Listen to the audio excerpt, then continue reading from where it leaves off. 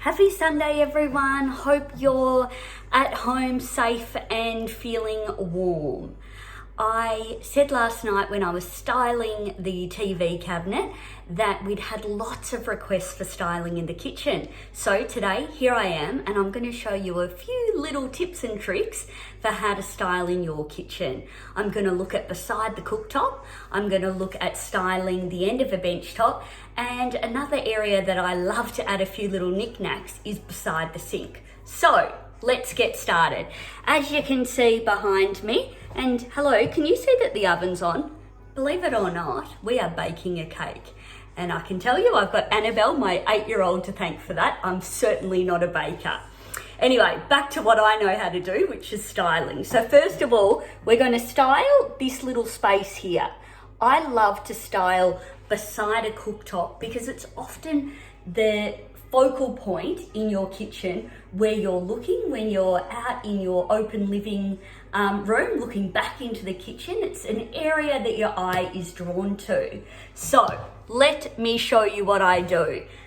I am very lucky. I have a stunning splashback, a marble chevron from my friends at Perini Tiles in Richmond, and I'm going to follow that theme by putting up a chopping board that also has a chevron finish. So first of all, before I get excited over that, I love layering chopping boards in the kitchen, and I don't lay them flat, I actually stand them up. So you can see here I've got a really nice simple one that is gorgeous, just a beautiful oak, which matches the Scandi look of our home really nicely. It's got a little bit of a leather strap there, which is a nice bit of detail. So first comes first, I position that, and I like to put it on a slight angle. I just think it looks more interesting than putting it so symmetrically straight. Okay, I mentioned to you that I have purposely picked something with a gorgeous chevron finish on it in the oak. Of course, you don't need to do this. It's just that I had the opportunity to because we sell them in the store. Another board that you might want to add to the mix, if you have a gorgeous marble board, then stand that up too, because two different surfaces look really good together. So I'm going to just position that one, and I'm just going to casually lean that one. I have done that a little bit straighter, but it sort of looks a little bit fun there. And I will go close up so that you can have a good look afterwards to see what I'm going on about.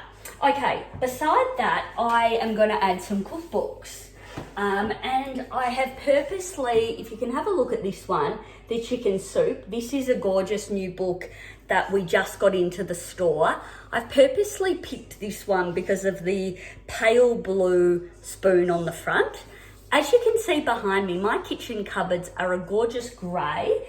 The marble is a cool grey, so it tones really beautiful with pastel blue colours. So yes, I've done this on purpose. But I want to layer it, and I'm going to tell you, I think I've mentioned it before, but if you haven't bought this, do yourself a favour. Jump online and buy the local project. They release these amazing magazines. They're super affordable. Not only are they fantastic to read and you will see the best properties ever, but they're a really affordable way to style. So I'm going to put that local project up there beside the boards. I'm going to then add in, and I might need to just tilt that around. Oh, did you like how you saw a lot of my mess there? We'll leave that. And I'm going to put that beside there. So you're just creating a nice little cluster of goodies in your kitchen.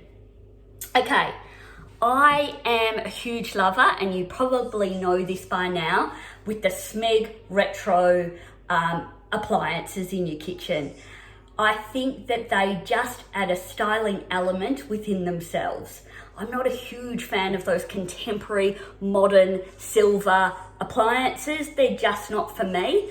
And I think that you can get something fantastic with the retro look. So for me, I'm very lucky. I've got the beautiful white Smeg, and this kettle becomes part of my styling cluster. So I just move that and position it in front of my books and board, slight angle again so it's not perfect, and already we're going from a really blank canvas to something that's looking super cute.